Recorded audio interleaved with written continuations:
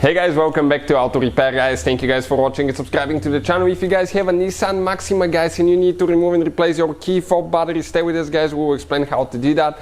That style key fob guys has been used from year 2007 to year 2018 guys for a long time. You may have the one with the 3 buttons or 4 buttons, but all of them guys, the procedure for removing and replacing it's practically the same, so make sure you stay with us until the end.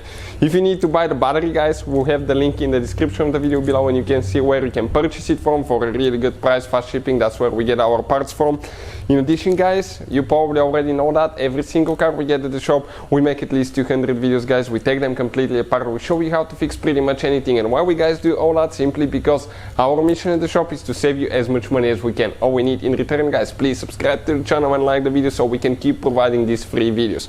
Now this is guys the key fob that I'm talking about. It may be 3 button or 4 button key fob on Nissan guys Maxima. We have a BMW here, Nissan is outside, we're working on that BMW currently.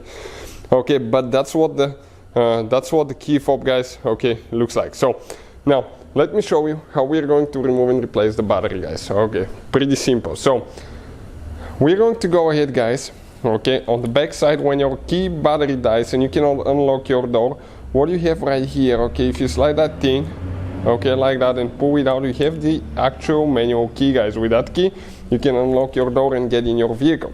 Now once you guys do all that, okay, you're going to come right here, check it out, where the key slides in.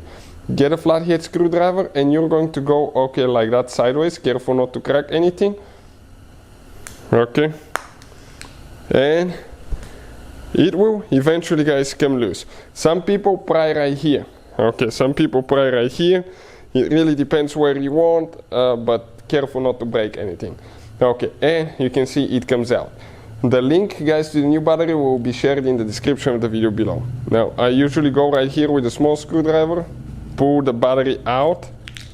Okay, I'll grab the new battery, give me just a second to get the new battery, and we're going to go ahead, you go in an angle like that, and okay, he didn't go in. You need to go towards the front first, push it in, perfect, okay, just like that.